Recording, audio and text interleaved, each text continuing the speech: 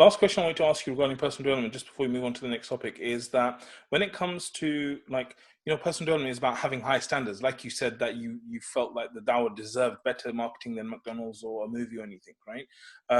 How do you balance between, for example, if I'm going to try and make money or I'm going to try and, do something out there, how do I balance that whole thing that Muslims have this kind of guilt feeling where, oh yeah, I'm going too much into my business, I'm doing too much into my dunya, and I'm trying to have high standards in my business, but then at the same time, like my akhirah is not focused on, and my deen, and so that whole balance, and I think you really helped me resolve that, with Nishiro and stuff. But what's the kind of thinking around that? How did you resolve it in Nishiro? I think for me, I started to realize that what I was ultimately doing, if I was really doing it for the sake of Allah, like this was just kind of, it was just kind of like, it was just belief system, like you say, BS. It was just, I don't know, it was just talk in my head. I kind of overcame that talk, I think, in Nishiro, that I started to realize that this is just about getting on with it and doing it, For me, that's how I felt about it.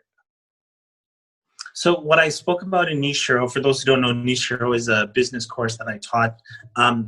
If you remember, Mohammed, what I said is you want to combine a product that is something that is fun for you, that you love, and also benefits the people.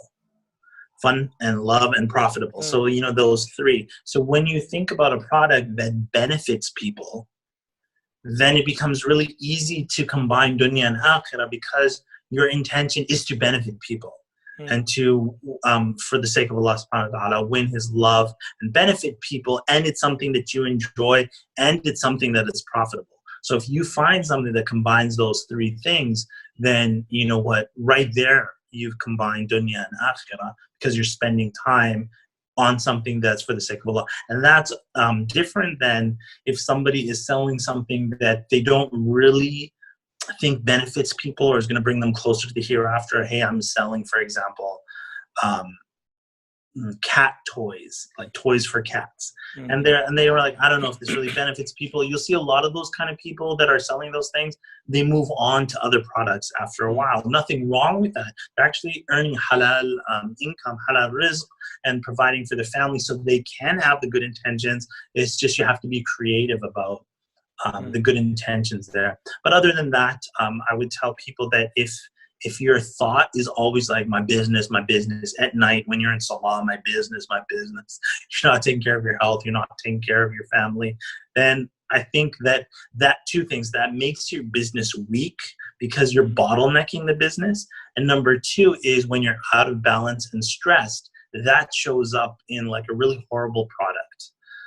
So it's like, take a breather, take care of your salah, end of the day, 5 o'clock, shut everything down, go spend time with your family, go for a walk, go for a jog. And when you're in balance, your business will do better. Okay, so that's a really great point you've made, that basically if it's not a sucker's choice where you have to either go deen or either go dunya, like we can have both, inshallah, right? And so you're saying that if you actually align your core focus and stuff, that could actually help you. But how does someone kind of go about doing that? Let's say like I'm someone who's experienced and I've got stuff and I've done stuff, but I'm not really sure, but I'm looking for that higher purpose, right? And not everyone's going to go off and start an institute or something. So how do I get that higher purpose without like, having that background in Islamic studies or something like that? So I want to emphasize here that halal rizq, like the hadith of the Prophet ﷺ, when somebody goes to their wife, that they would be rewarded by Allah subhanahu wa ta'ala, and they have marital relations. So the companions of Allah said, how can that be that somebody is fulfilling their desire and they'll be rewarded? And the Prophet ﷺ said, don't you see that if this person had done it in haram, there would have been sin upon them. So the same thing goes, if they fulfill it in halal, they'll be rewarded.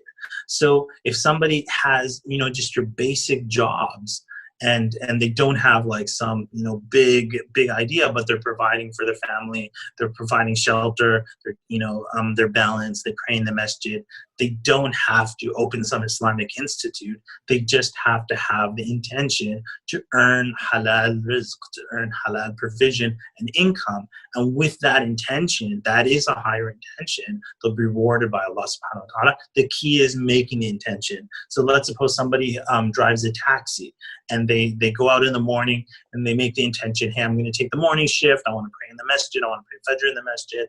And I want to earn halal rizq because I have children that have to make sure they go to good school and take care of my wife and provide family. Then that is the blessed higher purpose that we're talking about. Amazing. Okay, I love that.